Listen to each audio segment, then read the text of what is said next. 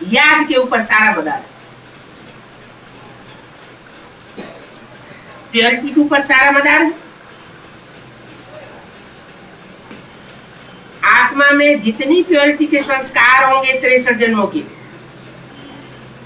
वो आत्मा संगम युग में उतनी ही जास्ती अच्छी याद कर सकेगी। और जितने ही ज्ञान के संस्कार होंगे, वो आत्मा ज्ञान की पराकाष्ठा के आधार पर उतनी ही गहरी याद कर सकेगी। याद से पवित्रता हासिल होती है और पवित्रता से याद पक्की होती है, अब भी विचारी याद आती है। तो दो रूप हैं, लक्ष्मी और नारायण। मनुष्य जीवन की पराकाष्ठा की एम ऑब्जेक्ट को प्राप्त करने के लिए दो सिंबल हैं, एक नारायण और एक लक्ष्मी। नारायण याद की यात्रा के बल पर नर से नारायण बन जाता है, और लक्ष्मी प्योरिटी की प्रॉपर्टी के आधार पर नारी से लक्ष्मी बन जाती है। ये प्योरिटी की महिमा है।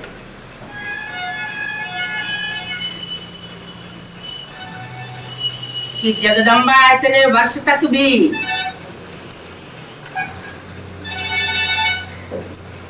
ज्ञान की पराकाष्ठा को पाने के बावजूद भी बाप के साकार सानिध्य में रह करके भी जगदम्बा का पद हासिल करती है। नारी से लक्ष्मी नहीं बन पाती, और लक्ष्मी बहुत थोड़े समय के लिए एडवांस नॉलेज लेती है और थोड़े समय में ही ज्ञान को सारी दुनिया में बांटने के निमित्त बन जाती है। कोई सारे जीवन धन को अपने कब्जे में रखा रहे, बैंक बैलेंस बना के रखा रहे, वो ज्यादा अच्छा है, या जो धन है उस धन को तकसीम कर दे, सारे संसार के काम में लगा दे, वो ज्यादा अच्छा है। अच्छा क्या हुआ? धन को धारण करना अच्छी बात नहीं है, धन का वितरण करना अच्छी बात। तो लक्ष्मी क्या करती है? जो धन मिलता जाता है वो धन सारा ही बांटने में लगा देती है। जगदम्बा धारण करती है लेकिन बांटने योग्य नहीं बन पाती, और लक्ष्मी अपनी पवित्रता की पावर से धारण भी करती जाती है और बांटती भी जाती है। तो धन दान करने से बढ़ता है। जितना दान करते जाएंगे उतना बढ़ता जाएगा। दान करने वाले में भावना भी अच्छी होनी चाहिए कि हम जिनको दान करते हैं वो भगवान के बच्चे हैं, भगवान के बच्चों को हम दान देते हैं। ये भावना रहेगी तो वो धन अचूक काम करेगा। भावना बहुत बड़ी चीज है। शास्त्रों में भी लिखा है, भाव प्रधान विश्व रचि राखा, जो जस करे सो तस फल चाखा। कोई भी काम किया जाए अच्छी भावना से किया जाता है तो अच्छा फल देता है, वही कर्म बुरी भावना से किया जाता है तो बुरा फल देता है। एक चोर है, चोरी करता है कि हम चोरी करके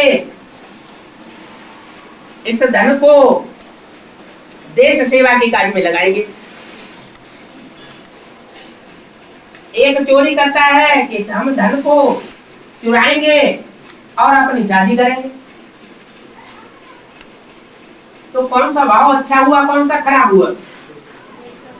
जो देश सेवा की भावना से चोरी भी की है तो भी वो श्रेष्ठ भावना से किया गया, इसलिए अच्छा ही फल देगा। चोरी तो उसने भी की और चोरी उसने भी की, कर्म दोनों ने एक जैसा किया, लेकिन लक्ष्य क्या रहा? जैसा लक्ष्य वैसे लक्षण आते। तो हमारे जीवन का लक्ष्य ऊंचा होना चाहिए। बाबा कभी मुरली में ये बोलते हैं कि तुमको सतयुग का देवता बनाऊंगा, है? सतयुग के देवता बनाने का कभी लक्ष्य दिया? कभी लक्ष्य नहीं दिया।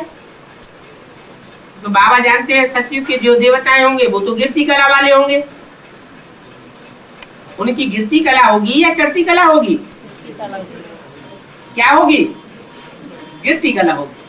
और संगम युग में जो नर से नारायण बनेंगे, नारी से लक्ष्मी बनेंगे, उनकी कैसी कला होगी? उनकी चढ़ती कला होगी। चढ़ती कला ही नहीं, कलातीत स्टेज होगी। जैसे सूर्य को कहा जाता है कलातीत, कलाओं में बांधा जाता है चंद्रमा, सूर्य कलाओं में नहीं बांधा जाता।